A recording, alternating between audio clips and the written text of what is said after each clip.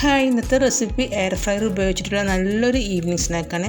വളരെ സിമ്പിളായിട്ടുള്ള സ്നാക്കാണിത്. അപ്പോൾ എങ്ങനെയാണെന്ന് നോക്കാം. വീഡിയോ കണ്ടുകൊണ്ടിരിക്കുമ്പോൾ തന്നെ നിങ്ങൾക്ക് ഇഷ്ടമാണെങ്കിൽ ഒന്ന് ലൈക്ക് ചെയ്ത് സപ്പോർട്ട് ചെയ്യണം.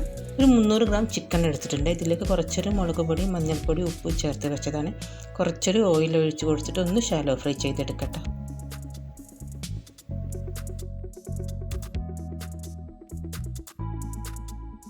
ഇതൊന്ന് 5 മിനിറ്റ് അടച്ച് വെച്ച് കൊടുക്കുന്നുണ്ട്. ചിക്കൻ നന്നായിട്ടൊന്ന് വെന്ത് കിട്ടാനാണ്.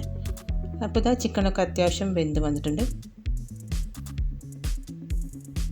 ഇത്രയും മതിന് കോരി മാറ്റുന്നുണ്ട്.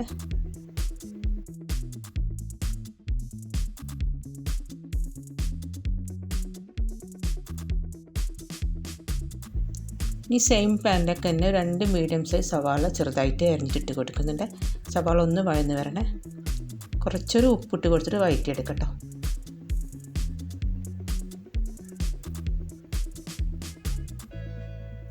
ഇതിലേക്ക് 1 ടേബിൾ സ്പൂൺ ഇഞ്ചി വെളുത്തുള്ളി ഇട്ട് കൊടുക്കുന്നുണ്ട്.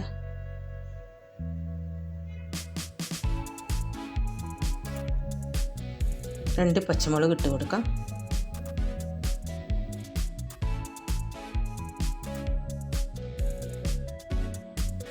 ഇതിലേക്ക് ഒരു ക്യാപ്സിക്കത്തിൻ്റെ പകുതിയാണ് എടുത്തത്. പകുതി ചെറുതായിട്ട് അരിഞ്ഞിട്ട് ഇട്ട് കൊടുത്തിട്ടുണ്ട്. ഇതിലേക്ക് കുറച്ചൊരു പൊടികൾ ചേർത്ത് കൊടുക്കാം. ഒരു 3/4 ടീസ്പൂൺ മുളക് പൊടി ചേർത്ത് കൊടുത്തിട്ടുണ്ട്. ഒരു 1/4 ടീസ്പൂൺ മഞ്ഞൾപ്പൊടി ചേർത്ത് കൊടുത്തിട്ടുണ്ട്. 1/2 ടീസ്പൂൺ കുരുമുളക് പൊടി ചേർത്ത് കൊടുത്തിട്ടുണ്ട്. ഒരു 1/4 ടീസ്പൂൺ ഗരം മസാല ചേർത്ത് കൊടുത്തിട്ടുണ്ട്.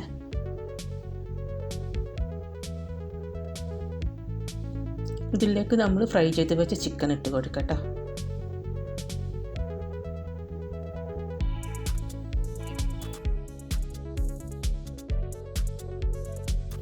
കുറച്ചൊരു വേപ്പില ചേർത്ത് കൊടുക്കാം. അതേപോലെ കുറച്ചൊരു മല്ലിയിലയും ചെറുതായിട്ട് അരിഞ്ഞിട്ടിട്ട് കൊടുക്കുന്നുണ്ട്.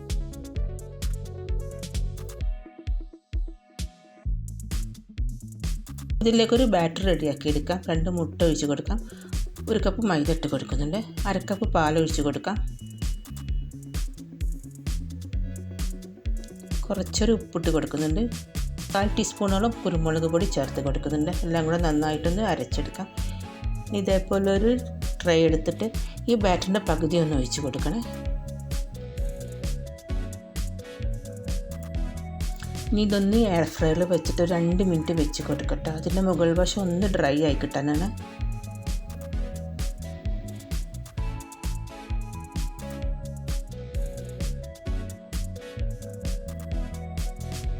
ഇതിൻ്റെ മേലെ ഫില്ലിംഗ് വെച്ച് കൊടുക്കുന്നുണ്ട്.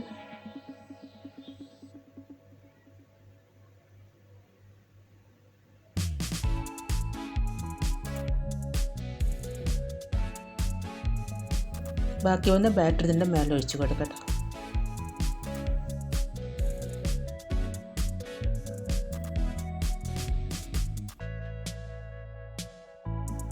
ഇതിൻ്റെ മേലെ ഒരു ക്യാപ്സിക്കം ഇതേപോലെ കട്ട് ചെയ്ത് വെച്ച് കൊടുക്കുന്നുണ്ട്.